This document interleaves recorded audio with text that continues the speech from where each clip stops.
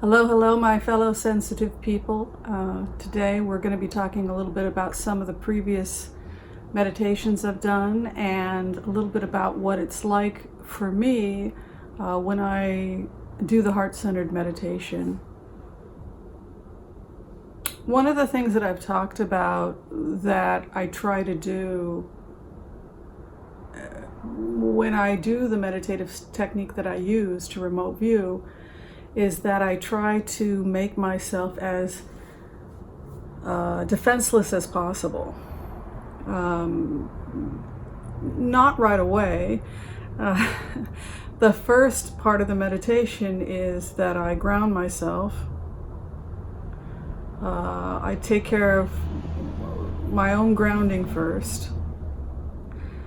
And then bringing the energy of Mother Earth up the body, connecting to Mother Earth, allowing oneself to be loved by Mother Earth, by the universe, being open to the love that exists in the world.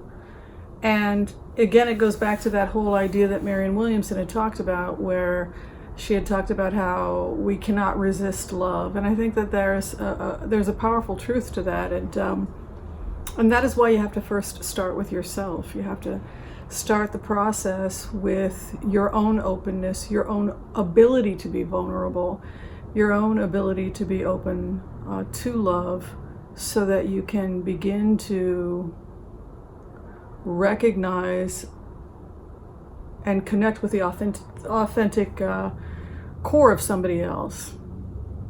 It's interesting, lovers do this. I used to do this a lot with my ex-boyfriends. You're tired, you go to bed at night, and you get into this vulnerable state, and then you start thinking about some guy, and the next thing you know, you're sending him all this energy, and he's sending you all this energy, and then the phone rings, and it's him, and he's like, wow, I was thinking about you. Or it's very common for lovers to do that at night, because it's at night when we are the most vulnerable. People sometimes ask me how I perceive of certain people in the meditative state, and they're always surprised because they don't necessarily like the personality of the person I'm connecting with.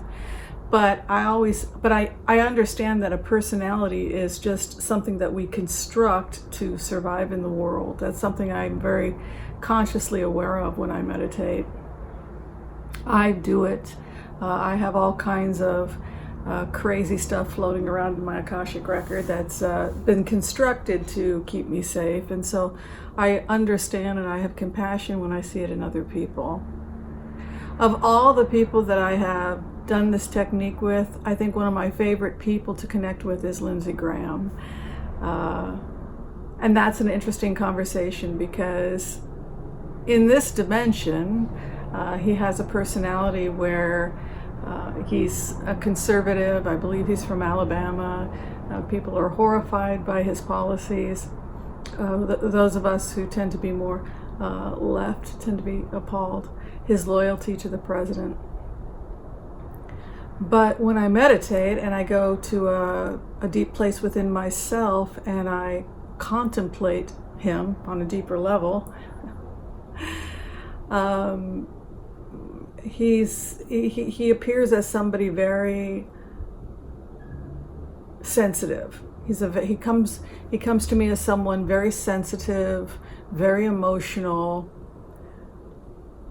and somebody who is who has a side to them that's a champion and an advocate for those he considers his friends, like the people in his life who are vulnerable.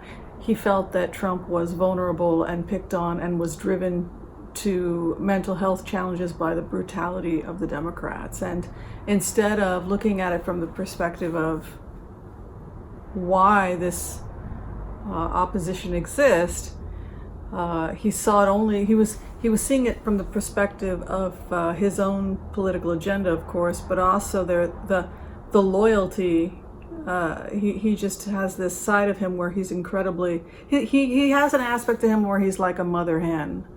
He's like a mother hen. That's what it feels like, that he will He will mother you if he is worried about you, if he's worried about a friend. And those are the aspects of his core that I actually really like. In the case of somebody who has severe abnormal psychology, like somebody, Jeffrey Epstein would be a good example of that. He doesn't seem to have, with malignant narcissism, they sometimes struggle with a core self, a core identity. And I certainly recognize that fragmentation in Jeffrey Epstein, where he seems to have no capacity for free will. We say, well, that's no excuse, but actually, if you're insane, it is an excuse. He has a lack of capacity to, his prefrontal, frontal cortex, his executive branch of his brain doesn't seem to operate and be able to override other parts of his brain, like, you know, the reptilian complex, the limbic, you know, the mid and hindbrain, his emotions, his sexual needs, etc., seem to have more power in decision making than the higher faculties. And I think that's humbling for all of us, that we are ultimately human beings, and we sometimes want to believe we're more logical than we actually are, but many of the decisions we make in life are based on our own personal biases. And so you can take someone with an extreme pathology, somebody like that, and use it as an example of maybe a minor pathology in yourself, where you know, so in that sense, I can relate to him in the sense that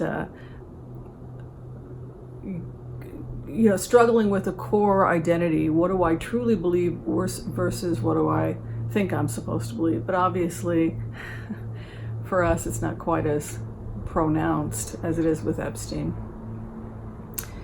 With Ghislaine Maxwell, it's somebody who has been raised wealthy her whole life, has hung out in those circles, and really doesn't consider poor people equal. She really does. Her energetically, she's very classist. She doesn't appear as somebody who has much empathy for poor homeless children. She's very much somebody who would blame the victims in order to justify her own behavior, and believes that she and her friends are the better people, the pretty people, the superior people. And classism, you could argue, is also a form of mental illness that just expresses itself in society as with laws, etc., but it comes from a place of pathology. Somebody like Hillary Clinton, who I've been meditating on the last couple of days, she presents as somebody who feels like she can't win, that no matter what she tries, it's never the right reaction. I did a meditation last night where I put myself in the shoes of Hillary Clinton, and I heard myself say, well, if I get angry at Bill's affairs, I'll be called crazy. If I try to be stoic, stiff upper lip, I'll be told that I'm cold. So I can't win either way, so I'm just going to put my head down and